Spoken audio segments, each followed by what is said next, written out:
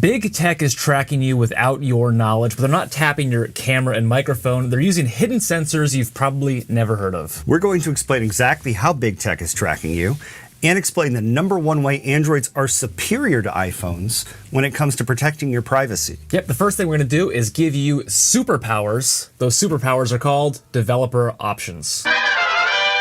First, swipe down from the top of the screen to open the quick settings menu, then tap the settings gear in the upper right-hand corner of the screen. Scroll all the way down until you see About Phone. Tap on that, then tap on Software Information, and then tap the build number 7 times. Enter your PIN, and now you are developer mode man. So that was kind of the montage that precedes a lot of the superheroes, sort of their backstory. Yes, that was it. That's the developer options backstory. How Bruce Wayne became Batman. Yep. Right there. All right, so now let's tap back to the main page of settings, and what do you know? Developer options there at the bottom of the screen, right below About Phone. Let's tap on that. Then scroll down to Quick Settings Developer Tiles. We're going to turn on this switch next to Sensors Off. When Sensors Off is on your Android, it disables all the sensors, camera, microphone, gyroscope, accelerometer, and that can actually really cut down on how big tech tracks you. David just mentioned the accelerometer in your phone, which is essentially the sensor that detects motion, XYZ axis. The accelerometer just detected that. So if we're on a bus together and his phone is totally optimized for privacy, he thinks, okay, I can't be tracked. But mine isn't. So Facebook, every app is getting all of my accelerometer data. All they need to do is match that up to other people who have exactly the same. You can imagine if you're on a bus, you're going to hit bumps at the same time. It's going to turn at the same time. Your phone's getting all that. And then they can track David because they can match up the accelerometer data. If you have an iPhone, you cannot turn off the accelerometer. Android, big victory there. So how do we turn on Sensors Off now that the switch is on? Swipe down to the quick settings menu. You'll see this new Sensors Off icon. Tap that. Now it's on. So just a little demo here for you.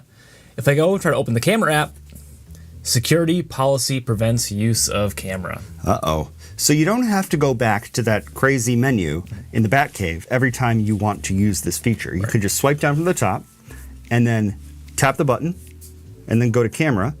This is much more effective than putting a piece of black tape over the camera on your Android. And you might be wondering why this isn't a default quick settings tile, and I think the issue is that if you accidentally turned it on and you didn't really know what you were doing, camera doesn't work, you can't make phone calls because the microphone doesn't work, and then Android would be getting a whole bunch of support calls requests. And Samsung would be, really angry. Exactly, yeah. Don't you think this should be an option that you could enable in settings without having to go into some crazy developer options menu? Probably.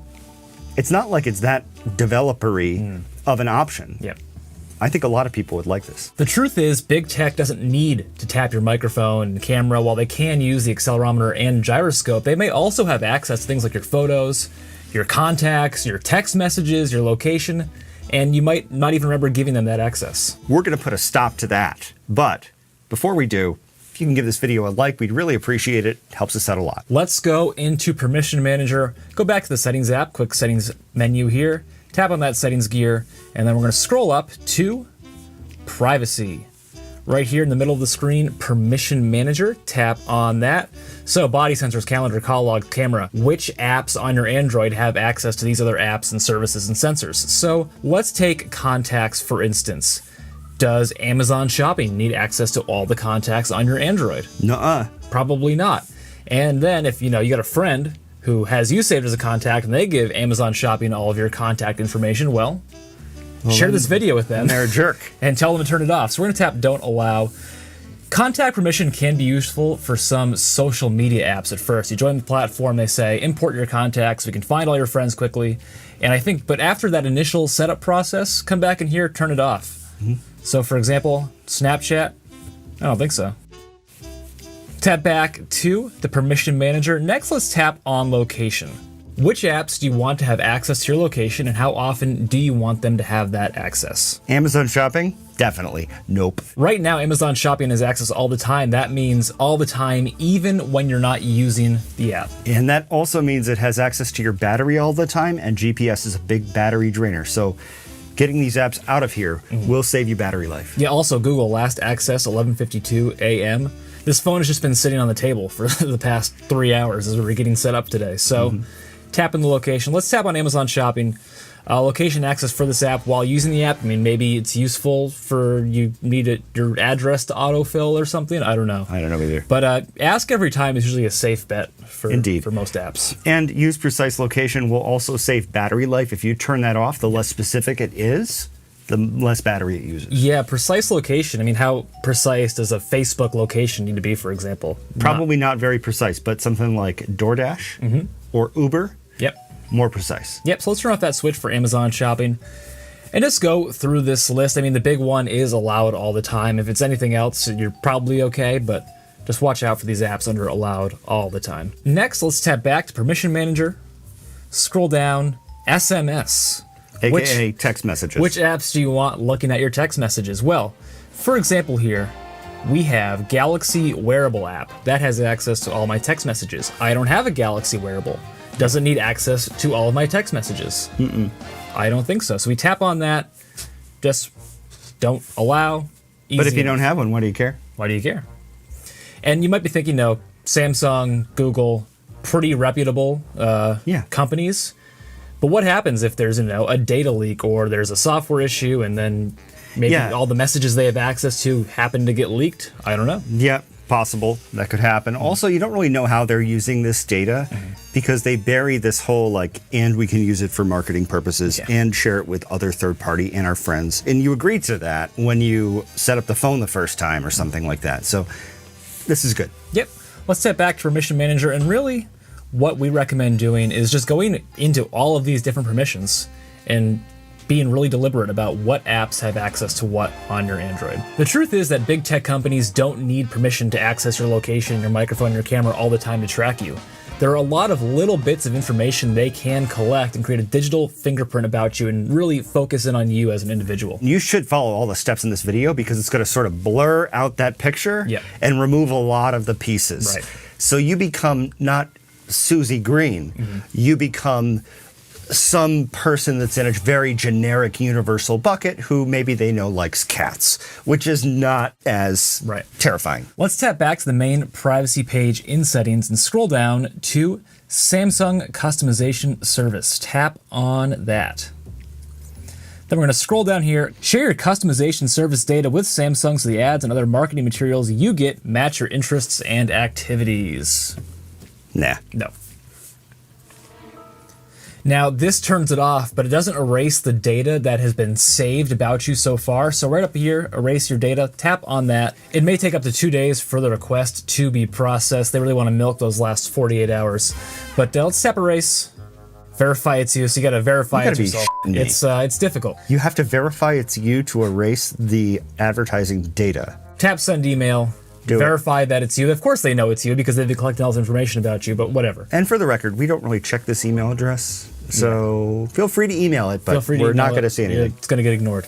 Yeah. All right, so after you do that verification, let's go back here to the main page of privacy. Send diagnostic data. A bit of a quick win here. Turn that switch off. Uncheck the box next to I agree to send diagnostic data, and then tap OK. So it's still quick. Quick. 2 steps. Should have been 1. It was 2. 1 step, subscribing to our channel. Yes. Super easy to do. Just click the subscribe button. Help us get to 1 million subscribers. We would be forever in your debt. Yes, and we don't collect any of your personal information. So we just took care of some Samsung privacy stuff, but you also need to do these steps again for Google. So let's tap on Android Personalization Service under Google here. Get personalized content based on your app usage. For example, text you've entered in one app may appear as a search suggestion in another app. Okay, this is a big deal. Why? Because anything you type into one app can now be entered as a search suggestion, which then gets sent to this other app that you don't know about, and then they know what you typed in the other app. Yep. Maybe you're typing a password. Now your password just got searched for in Google. You don't want that. So let's turn off that switch, turn off Android Personalization Service. Go back to the main page of the privacy section. Google Location History. Do you want Google saving a list of all the locations that you've been? I don't think so. No, I don't. I don't think so. So location history, let's tap that turn off button. Then you got to scroll down and tap pause because you're not turning it off, you're just pausing it. You'll be back. I'll be back. We'll tap pause. Tap got it. If you really love Google location history, there is an option to auto-delete that location history every 3 months, 18 months, or 36 months, which is 3 years, which is an awful long time. But we really just recommend turning it off. I wonder why they chose 3 months, 18, and 36. I don't know. Next, we're going to turn off personalized ads for Google. You'd think it would live here in the privacy section of the settings where it says ads. It does not. It's very difficult to turn this off. Google really just makes all of their money selling ads, essentially. So let's tap back, lower right-hand corner of the screen, and then tap on Google. So in the Google section of settings, tap Manage Your Google Account. Then tap this little Data and Privacy tab. Scroll down. Here we go. Location history pause. That's nice to see. Scroll down here to Add Settings. Ads personalization is currently on. Let's tap on that. And then turn off this switch next to Ads Personalization. Tap Turn Off. They're really going to beg you to stay. You're going to say, tough break, Google. They're still going to make money too. Don't feel too bad for them. There are contextual ads. If you're on an Android help website, you're going to see Android fix ads. It's not like you're going to see low quality crap ads. You're just going to see ads that aren't related to other websites that you were on, which probably aren't related to what you're looking at anyway.